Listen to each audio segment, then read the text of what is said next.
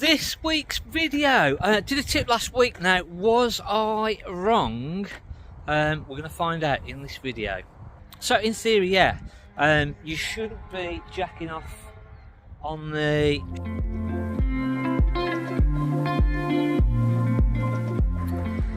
so we're pretty stacked up with got a little motorhome coming, a couple of vans going out this weekend, so I think we've got 3 going out this weekend, so they're just all getting ready to go. The little motorhome, I think we're going to have about 7 motorhomes by the end of next week.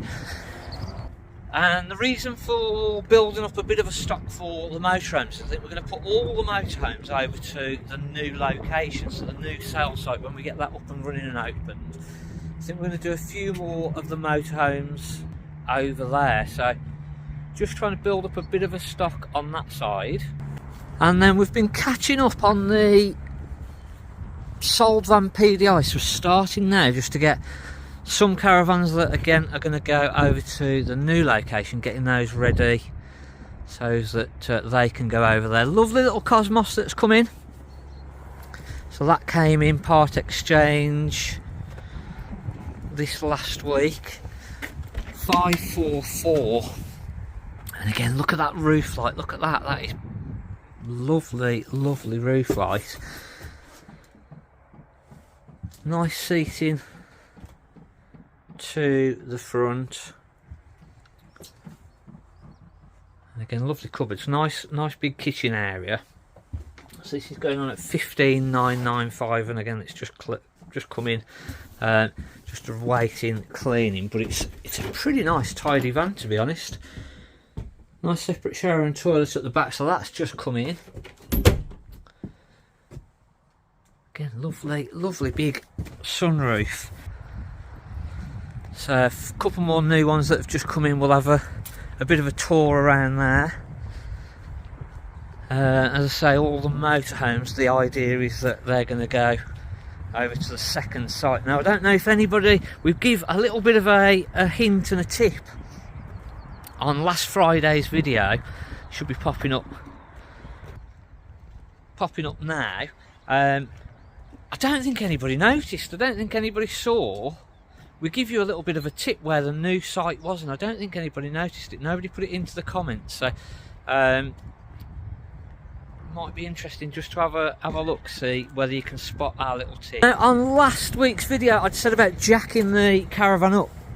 We had a few eagle-eyed people saying you shouldn't be jacking the Caravan up, where you've said in the owner's handbook, in the manuals, it says not to jack up on the actual chassis rails other than the square plate that you can see that's got the 2 bolts in.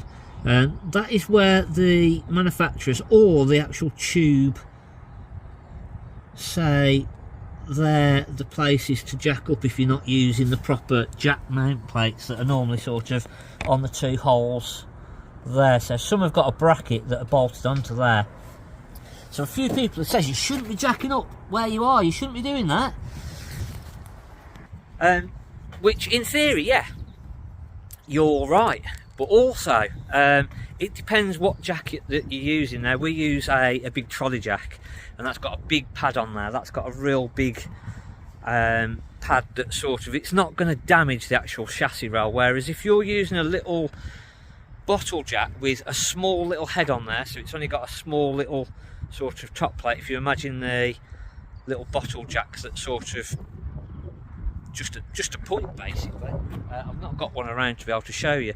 Now, if you're using one of those and you're going onto that chassis rail, it is quite dangerous. It's dangerous because you've not got anything to really go onto, and then if you try and jack up on that, you have got a chance of bending the actual chassis rail, because you're putting such a small little head onto that point on the chassis rail that it possibly will cause damage to the chassis rail. But most caravan service places, if they use a 2-post lift or they use a scissor lift, the jacking points or the jacking brackets are actually going to go straight onto those chassis rails.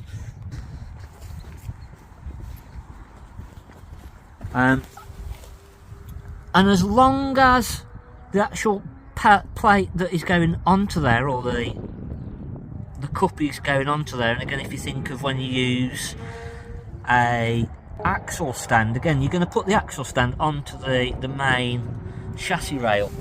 Just wait for that motorbike to go past. So in theory, yes. So in theory, yeah. You shouldn't be jacking off on the chassis rail where I showed you, but if you've got a big trolley jack, it is possible. It's not going to do any damage to the chassis rail. As I say, that's where a lot of the manufacturers with their big lifts, etc., they will actually jack or use to brace the Caravan when they're taking it, lifting it up into the air. And again, if it's on a scissor lift, again, exactly the same place, it's going to be on those chassis rails, but we use a big plate that isn't going to do any damage. So and that's the great thing about, I think, our channel, is that we get a lot of people, and a lot of knowledgeable people as well, that have read the handbooks, gone through all the different information, and will point out when I get it wrong. Yes, you will pick me up on that. So, which is great, because it gives everybody the information, and then it also lets me sort of say, well, yeah, okay, I might not have told you exactly right, and I should have made it clear that we're using a big trolley jack with a big plate, which I think in some of the comments, but I should have probably made that clearer when I actually did the video. So yes, I was wrong, but yeah, if we do get it wrong, and sometimes we do, I get it completely wrong. I say we, I